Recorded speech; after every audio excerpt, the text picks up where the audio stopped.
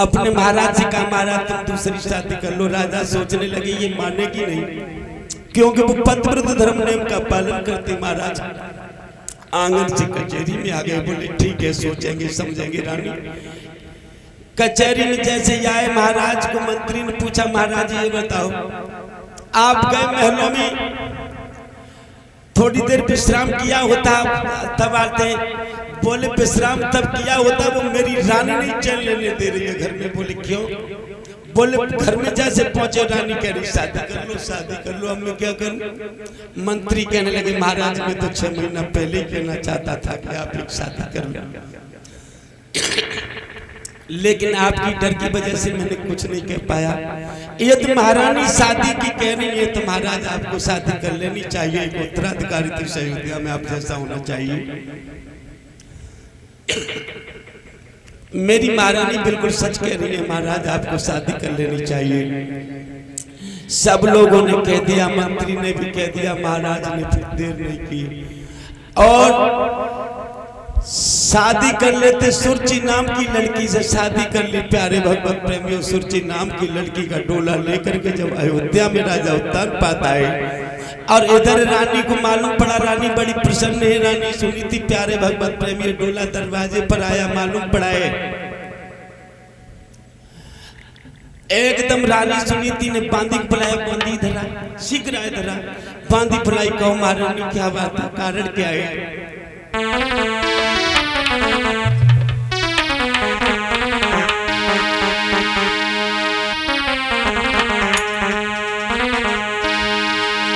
कि बांदी लई बुलाई कहीं समुझाई चली निकजारी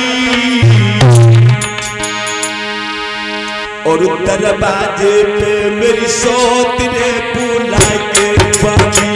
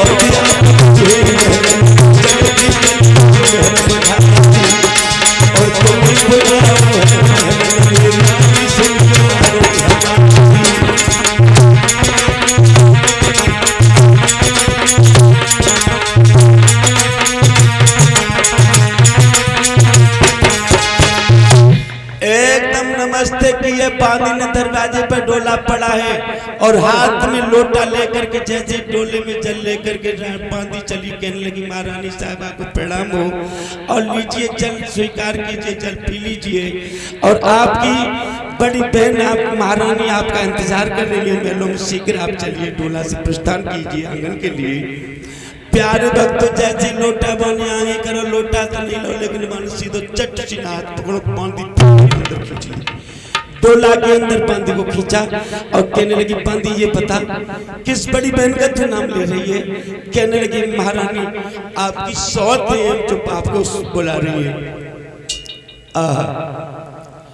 एकदम झटका मारा बांदी के हाथों में, कह दिया कहते महाराज जब पिछवा दे पिया डोला और चाहे श्रृंगार में पड़े गजब के गोला पत्थर पड़ जाए लेकिन मैं आंगन में जाने वाली नहीं हूँ, पिया को शीघ्र बुला दो।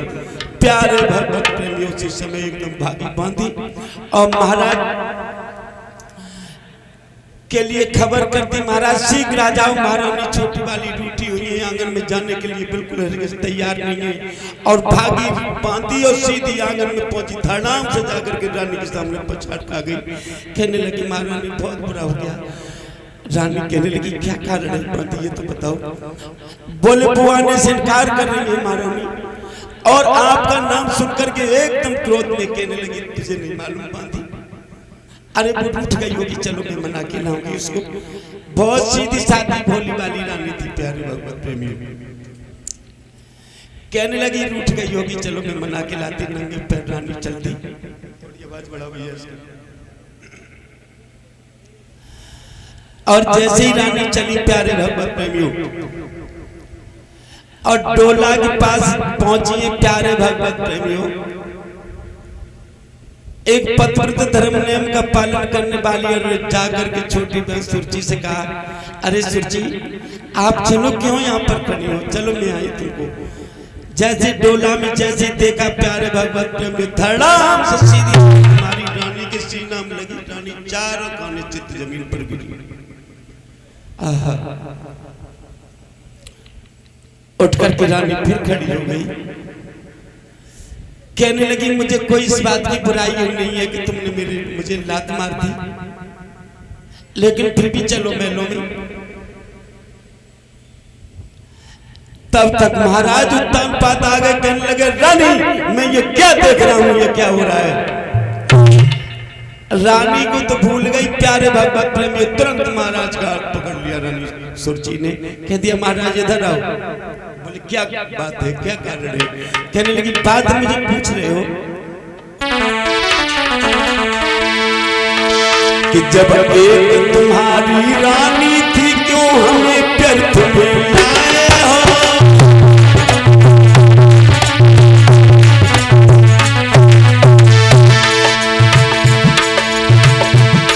जब एक तुम्हारी रानी थी क्यों हमें व्यर्थ में लाए हो। का भोग करने का पीती का भार ढोल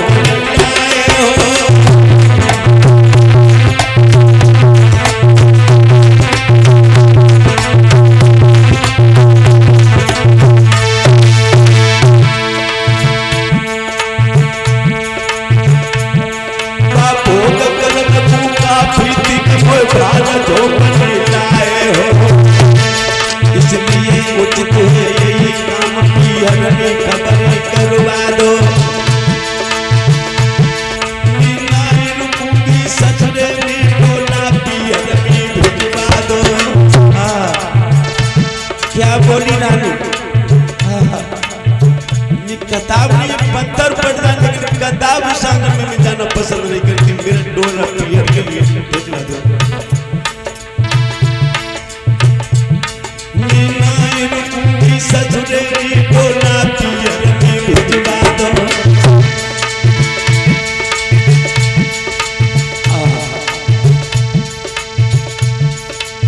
महाराज समझ के कहने लगे मैंने पहले कहा था, इस रानी को समझाया था, कोई हाल करा दिया।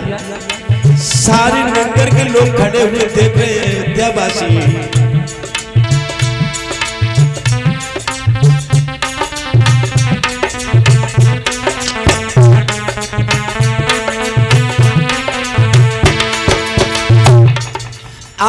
समय समझाया, तब तक रानी फिर सामने आगे कहने लगी, मैं तेरे हाथ जोड़ रही हूँ, तू मेरी छोटी बहन की तरह है और तुम अंदर चलो महलों में। महाराज ने समझाया, रानी सुरची ये ठीक बात नहीं है। काग महाराज मुझे पहले ही बता दिया होता तो मैं सौत का मुंह देखना पसंद नहीं करती हूँ।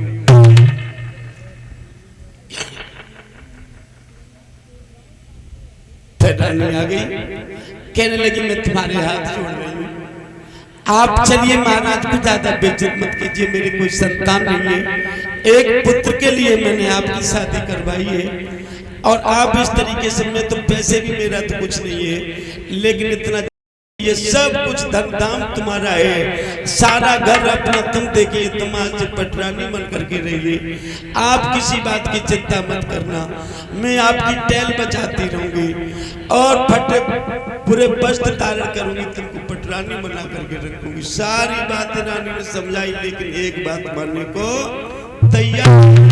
प्यारे रानी फिर पहुंची, कहने लगी, सब कुछ तुम्हारा ही तो है, मेरा कुछ नहीं है, कि आओ अपना ये घर देखो, मेरा तो एक सहारा है,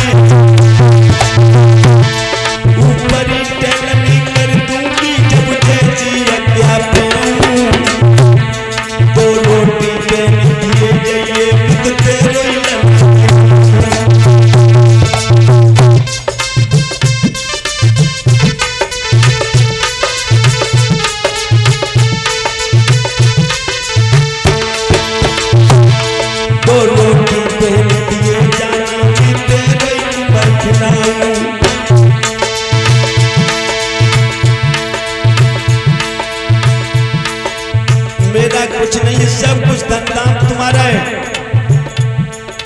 केवल फकत मुझे 2 रोटी चाहिए और कुछ चाहिए नहीं,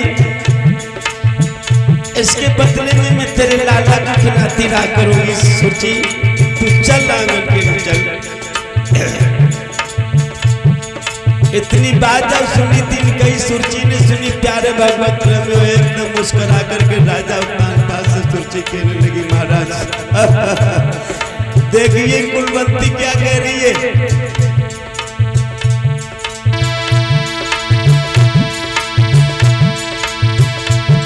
महाराज कान कर सोन,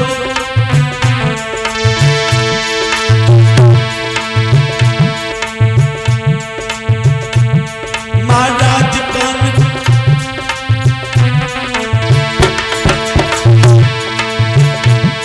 महाराज जी कानों से सुन लो,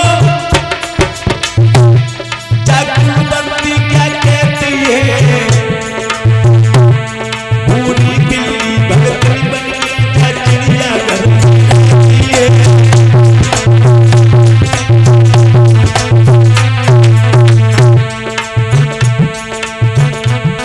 पूरी बिल्ली भगतनी बन के चिड़िया घर में रहती है और कह रही है कि इसके लाला को खिलाती रहूंगी। तुम्हें पता होना चाहिए, 100 तक मेरे बच्चे को खिलाएगी, क्या करेगी, जो इसको पालक दूंगी तो गला घोट खा जावे, जो इसको पालक दूंगी तो गला घोट खा जावे, या हमको जेल पिलावेगी या तुमको मारेगी, या हमको जेल पिलाएगी या तुमको मारेगी।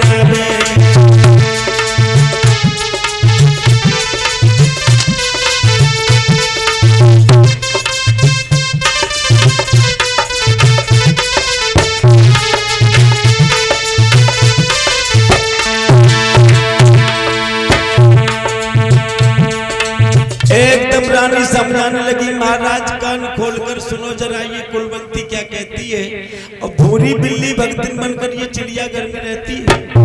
यदि मैं जो इसको बालक दूंगी तो गला घोट खा जाएगी, या हमको जहर पिलाएगी, या तुमको मार गिराएगी। इस पर मुझे बिल्कुल भरोसा नहीं है। सौत है महाराज।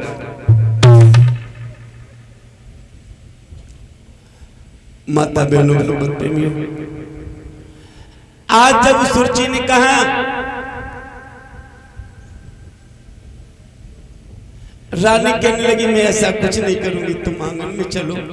बहुत देर हो गई है, बहुत देर से खड़ी सारी सभा देख रही। महाराज की बहुत बड़ी इज्जत है इस नगर में, आप सारी इज्जत को धूल में मिला रही है। सुरची तू आंगन में चलने के लिए तैयार नहीं? चल, क्या तू चाहती, मैं तेरे लिए वही करूंगी, वही करूंगी। कहने लगी तो इसका मतलब ये है मेरी शर्त होगी, उस शर्त को यदि तू मंजूर कर ले तो तुम ही चल सकती हूँ आंगन में। बोली जो मेरी शर्त है उसे तू यदि मंजूर कर लेगी तो तुम्हें आंगन में चलूंगी, अन्यथा मैं नहीं जाऊंगी, मैं अपने पियर चली जाऊंगी। बताओ क्या तुम्हारी शर्त है? रानी सुनीति पूछने लगी है, बताइए आपकी क्या शर्त है, ये बताओ। बोली मेरी पहली शर्त हमारी ये है कि आज के बाद जो ये तुम वस्त्र आभूषण पहनो, ये सारे वस्त्र आभूषण अभी उतार दो। एक फटी हुई साड़ी में रहना पसंद करोगी या नहीं करोगी, ये बता दो। बोली हाँ, मैं सारे वस्त्र आभूषण उतार दूंगी, सारे वस्त्र आभूषण उतार दूंगी, मैं एक फटी हुई साड़ी धारण करने के लिए मैं राजी हो जाऊंगी, तुम चलो। बोले मेरी दूसरी शर्त एक और है। बोले क्या? कि आज की बात तुझे कोई दासी भोजन बना करके नहीं देगी, आज से कोई दासी तुझे स्नान नहीं कराएगी, आज से कोई दासी तेरा पलंग नहीं बिछाएगी, अपने हाथ से सारा तो काम करेगी। बोले इस बात से राजी है? मैं अपने हाथ से राजी। बोले आज पलंग नहीं मिलेगा, एक टूटी चारपाई मिलेगी। कहने लगी मुझे वो मंजूर है। बोले तीसरी शर्त हमारी और है, आज के बाद कोई भी दासी से तू बात नहीं करेगी, महलों में किसी भी दासी पर तेरा अधिकार नहीं, किसी से बात नहीं करेगी, और कोई भी पड़ोस की नारी से तू कभी मिलेगी नहीं, और घर से बाहर नहीं निकल करके जाएगी। बोल तुझे मंजूर है? बोले मुझे ये भी मंजूर है। बोले चौथी शर्त हमारी एक और है। बोले क्या? बोले आज के बाद तुम महलों में नहीं, अटारी पर रहोगी, वहां पर टूटी चारपाई होगी, चिड़िया और काग उड़ाओगी, उसके बाद तुम खेतों पर जाओगी तो अनाज बटोर करके लेकर के आओगी। बोली मुझे ये भी मंजूर है। बोले एक शर्त हमारी और है। बोले क्या? बोले आज के बाद तुम भूल जाओ, सपने में भी तुम्हारा ये पिया नहीं, आज से ये मेरा पिया है, आज से ये महाराज मेरा पति है, लेकिन तू भूल जाके सपने में भी तेरा ये पति नहीं। बोलिए गोविंद भगवान की। रानी के पैरों से जमीन निकल गई। एकदम राजा उत्तानपाद कहने लगे रानी ये क्या हो रहा है, मैं क्या देख रहा हूँ? एकदम हाथ जोड़ करके रानी कहने लगी पिया कुछ नहीं, मुझे सब कुछ मंजूर है, मैं सब कुछ सहन कर लूंगी। प्यारे भगवत प्रेमियों, कह दिया खाने में भोजन में तुमको कुछ नहीं मिलेगा, सिर्फ एक जौ की रोटी प्राप्त होगी बस, वो भी नमक की। कहां सटरस व्यंजन बना करके दासियां ले जाती थी। प्यारे भगवत प्रेमियों, बोले मुझे मंजूर है। चौथ मेरी कहती है मुझको नहीं है उजर, जो शेर भरपति बहुत हुई मितबाई में कर लूं गुजर, ना खता कुछ आपकी फूटाई मेरा भाग्य है, दो पाशुपत मेरे हाथ में मेहरन बिड़ारू काग प्यारे भगवत प्रेमी ऐसा ही हुआ। आज जब वो रानी महलों पर एक हाथ में फटा हुआ बांस दे दिया, फटी हुई साड़ी दे दी, सारे वस्त्र आभूषण सब कुछ छीन लिए हैं और कोई दासियां सेवा करने के लिए नहीं, महाराज से बहुत दूर कर दिया रानी को। सारे अटारी पर टूटी हुई एक चारपाई दे दी है प्यारे भगवत प्रेमी। उसी पर रानी सतखंडा पर काग चिड़ियां उड़ाने लगी। ऐसे वक्त कहा जाता है माता बहनों भगवत प्रेमियों कि वक्त को बदलने में कभी देर नहीं लगती। कहा जाता है कि करते थे न्याय एक दिन जज बनकर, और वो भी कटघरे में खड़े देखे वक्त ने कहां पहुंचा दिया। जो जज था एक दिन वो भी कटघरे में खड़ा होता है। करते थे न्याय एक दिन जज बनकर, वो भी कटघरे में खड़े देखे हैं। गरजे थे बड़े बड़े शेर बनकर, वो भी भेड़ों में डरे देखे हैं। लुटाते थे मोहरे सोने जैसी गिन्नियां, और वो भी लेकर कटोरे चौराहे पर खड़े देखे हैं। और सुदामा जैसे तीन बड़े गरीब भारी भये, और ऐलानी उनके भी कंचन के महल बने देखे। बोलिए बुद्ध भगवान की जय। वक्त को बदलने में समय में देर नहीं लगती। आज सुबह कुछ और था, शाम को कुछ और हो गया। रानी शाम को एक दासी से भी ज्यादा बदतर बना दिया उस सोत ने। बोलिए सतगुरुदेव भगवान की जय। आज रानी अटारी पर पहुंच गई प्यारे भगवत प्रेमियों, और अटा पे काफी समय हो गया। धीरे धीरे धीरे धीरे धीरे धीरे 6 महीने व्यतीत रानी को अटारी पर काग चिड़ियां उड़ा रही है।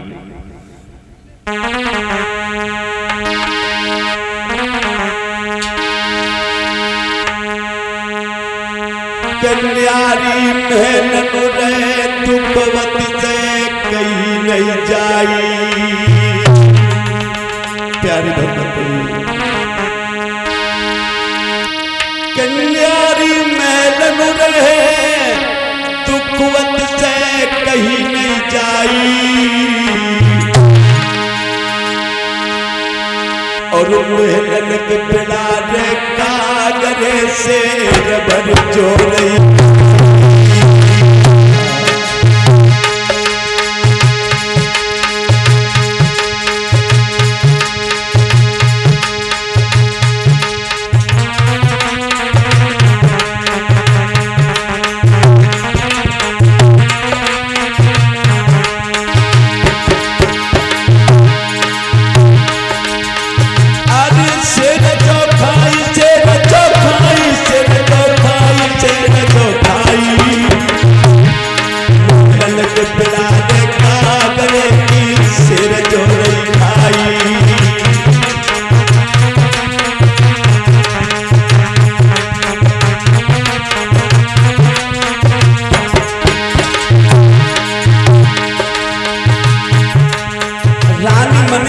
सोच रही है भगवान अब क्या होगा।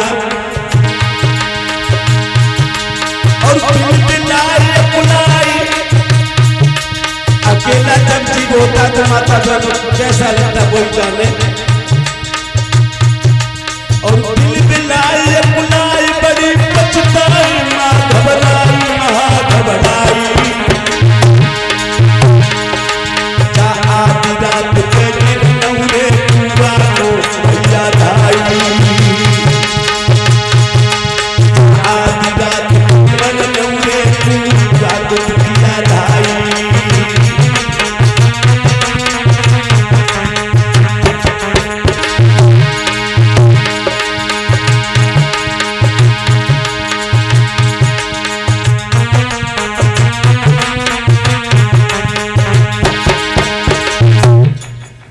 आधी रात का समय 6 महीना रानी को हो गए प्यारे भगवत प्रेमी उस अटारी पर। आधी रात का समय प्यारे भगवत प्रेमी। रानी सोचने लगी अब मैं क्या करूं, इससे भला तो मैं मर जाऊं। मरता नहीं तो क्या नहीं करता, इसलिए भला मैं किसके लिए। मेरा पिया भी हमसे दूर हो गया, मेरी सौत ने मुझे दुत्कार दिया है। किसी पड़ोसी से मैं बात नहीं कर सकते क्योंकि मेरे लिए जुतियां लगा दी है सौत ने।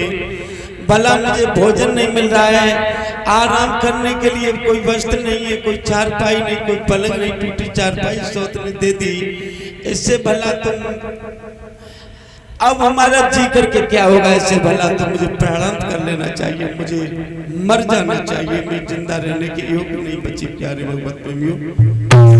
और रानी सोच रही, आधी रात अंधेरी है, आधी रात का समय है, लेकिन रानी को एक पल भी नींद नहीं आती है, हमेशा सोचती रहती है भगवान ये क्या मेरे साथ हुआ, मैं क्या देख रही हूँ। बोलिए गोविंद भगवान की। और जैसे ही आधी रात रानी सोचने लगी इससे भला तो मैं मर जाऊं, और सोई रानी जंगल में जाने के लिए तैयार हो गई। बोलिए सतगुरुदेव भगवान की जय।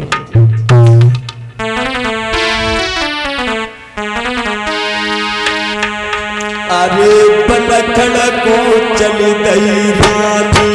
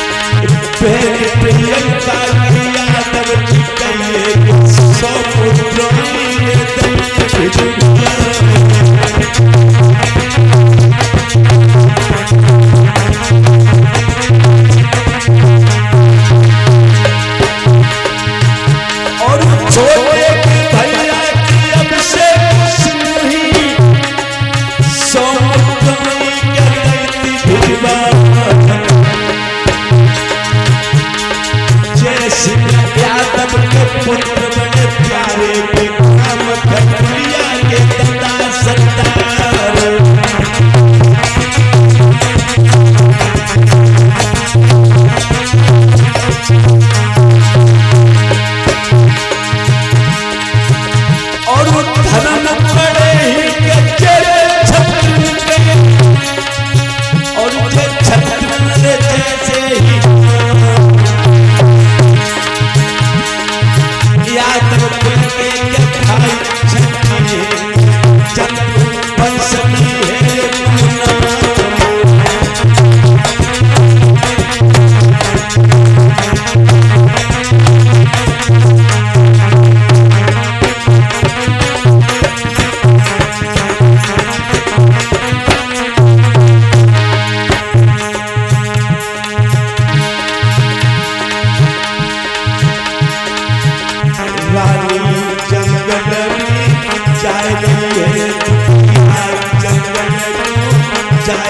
पल पल भागत चलाई ओ चलाई बड़ी देखो रानी बागी है।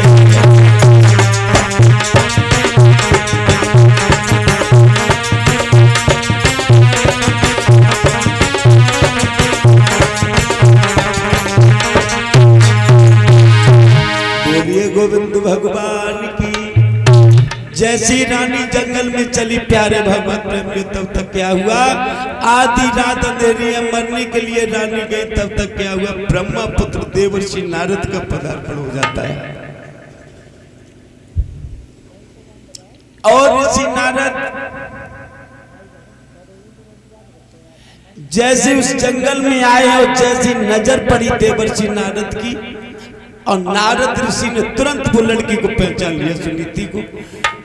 कहने लगे, लड़की मैं तुमको भली भांति जानता हूं, तुम राजा उत्तानपाद की प्रथम प्रिया रानी सुनीति हो। आधी रात के समय आप इस जंगल में क्या करने के लिए आई हैं, ये हमें बताइए। आप एक पतिव्रत धर्म नियम का पालन करने वाली है, तुम्हें पता है इस जंगल में तुम अंधेरी रात में क्यों आई हो, ये बताओ। कहने लगी, मैं मरने के लिए आई हूँ। मैं मरूंगी बाबा, मैं मरने के लिए आई हूँ। मैं जिंदा रहने की अब कोई हमारे लिए वो नहीं बची है। अब मैं मरना चाहती हूँ, मैं अपने जीवन से बहुत तंग आ चुकी हूँ। देवर्षि नारद हाथ जोड़ करके रानी, और उसी जगह जमीन पर बैठ गई, अंधेरी रात है। बाबा नारद कहने लगे, लड़की तुम जैसी सती और पतिव्रताएं इस जीवन में और नहीं रहेंगी तो हमारा ये देश कैसे चलेगा, धर्म की रक्षा कैसे होगी। तुम बड़ी सुंदर लड़की हो, तुम पतिव्रत धर्म नियम का पालन करने वाली।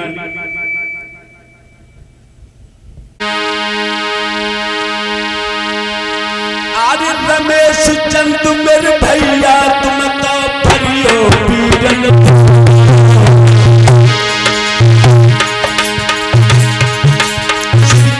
रात का संगरे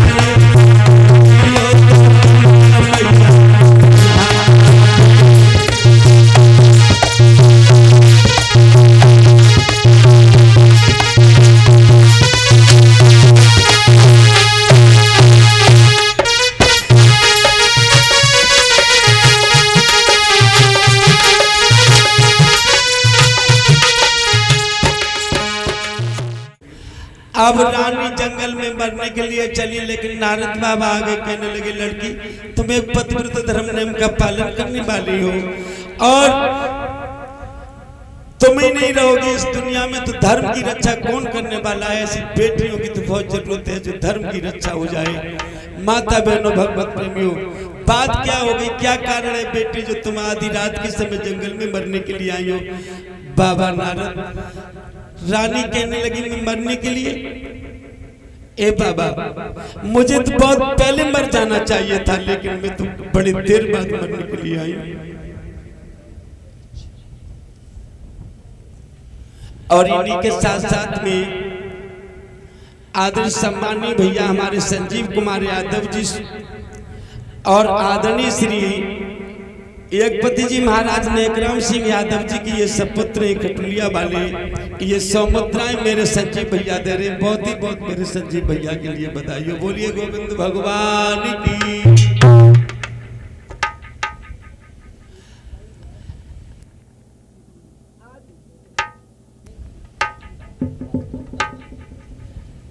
उसी समय देखा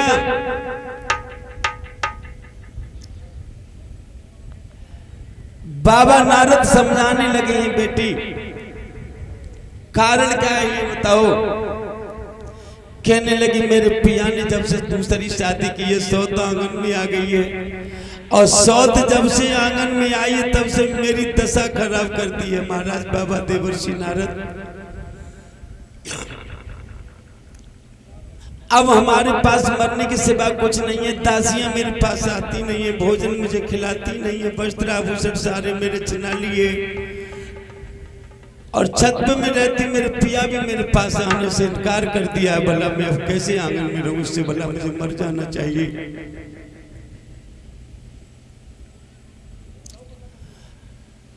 बोले नहीं बेटी, राजा उत्तानपाद बहुत अच्छे राजा हैं। कहने लगे कोई अच्छा नहीं है, ये औरत जात ऐसी है जिसको खिलौना समझ लिया है मर्दों ने। प्यारे भगवत प्रेमियों,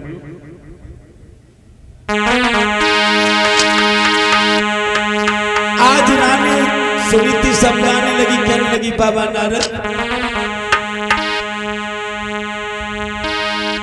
खिलौना मर्द औरत को समझ कर तोड़ देते हैं,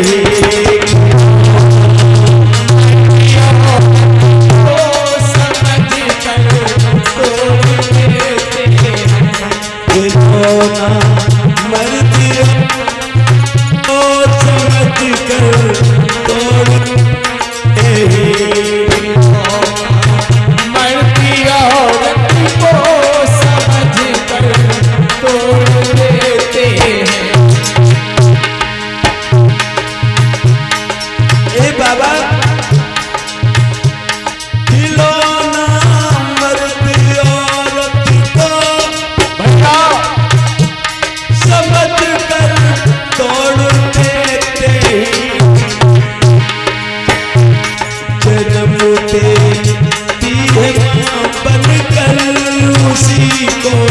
छोड़ देते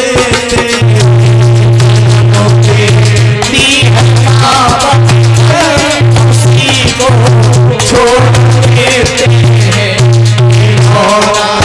मर्दी औरत को समझ कर छोड़ देते हैं। रानी कहने लगी नारद बाबा, जब शादी होती है घर में तो कुछ और बात होती है, जब शादी हो जाती है उसके बाद फिर कुछ और बात होती है। जाने कैसे कैसे लोग हैं ये बाबा नारद। कसम मंडप में देखकर भरी जाती पोरस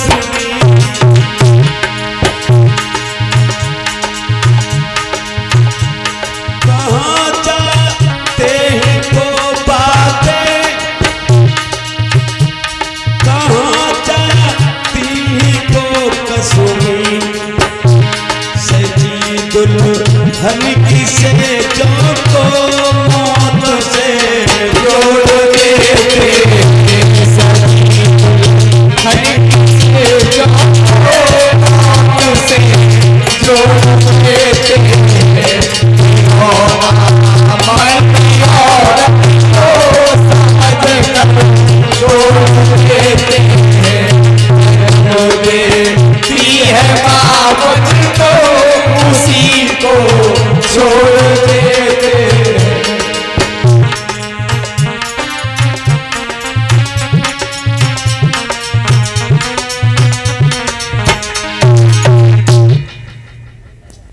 रानी कहने लगी बाबा नारद खिलौना मर्द औरत को समझकर तोड़ देते हैं और जन्म देती है मां बनकर उसी को छोड़ देते हैं। कसम मंडप में ले देकर भरी जाती है जो रस्में, कहाँ जाते हैं वो बातें, कहाँ जाती हैं वो कस्में, सजी दुल्हन की सेजों को मौत से जोड़ देते हैं, खिलौना मर्द औरत को समझकर तोड़ देते। ए बाबा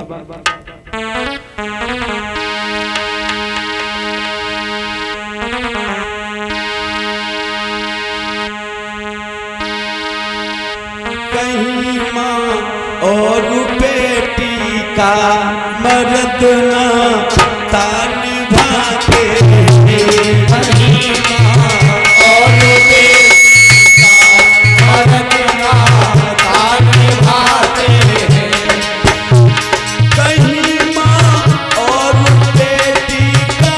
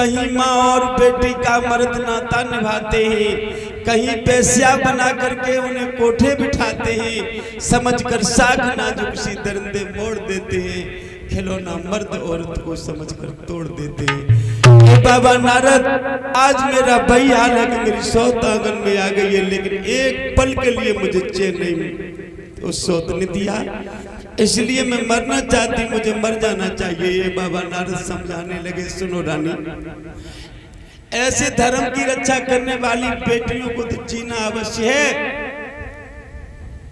आप धर्म की रक्षा करने वाली हैं, आप पतिव्रत धर्म नियम का पालन करने वाली है रानी।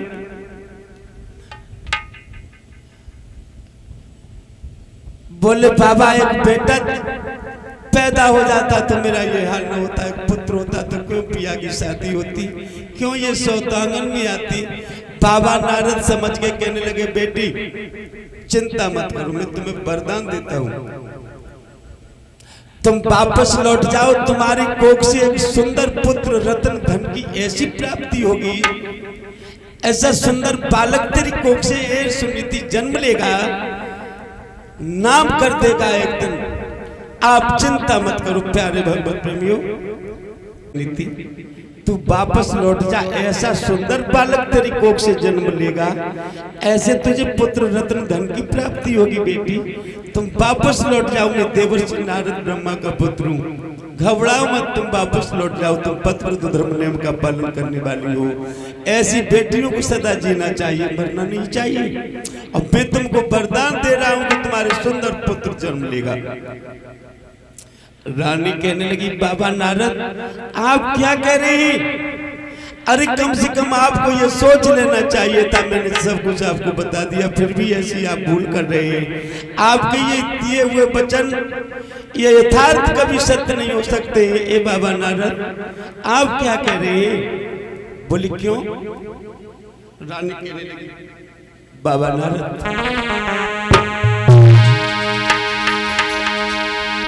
जिस बाग का माली छोड़ गया, वो बाग कैसे लहराएगा, और जब पति न घर में आएगा, बेटा कैसे हो जाएगा।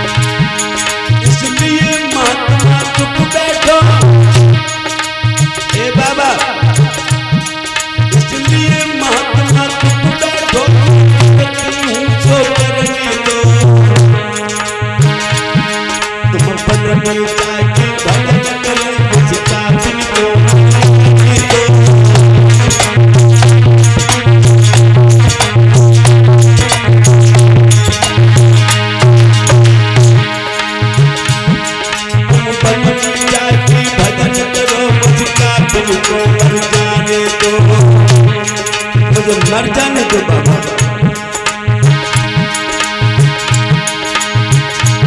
पता तो नहीं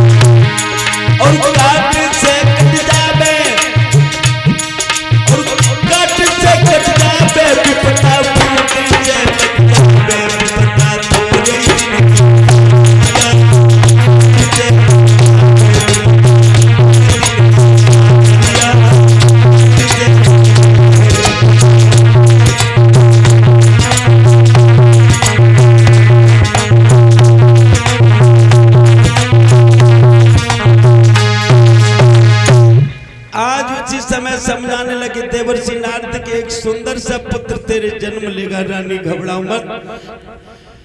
आज मैंने तुम्हें वचन दिया, वरदान दिया, वापस लौट जाओ। रानी कहने लगी बाबा, जिस बाग का माली छोड़ गया वो बाग कैसे लहराएगा, और जब पतिन घर में आएगा तो बेटा कैसे हो जाएगा। इसलिए महात्मा चुप बैठो, मैं करती हूँ सो करने दो, और तुम वन में जाकर भजन करो, मुझे पापन को मर जाने दो, मुझे मर जाने दीजिए महाराज, लेकिन आप जाइए अपना जंगल में भजन कीजिए। कहने लगे नहीं बेटी, मैं तुझे वरदान देता हूँ, एक दिन वो होगा कि तेरा पिया तुझसे जरूर मिलने के लिए आएगा, घबराओ मत, तुम वापस ले जाओ। मैं ब्रह्मा का पुत्र देवर्षि नारद हूँ, मेरा दिया हुआ वचन अर्थात सत्य होता है बेटी, आप वापस चली जा। क्यों यहाँ पर खड़ी अंधेरी रात है।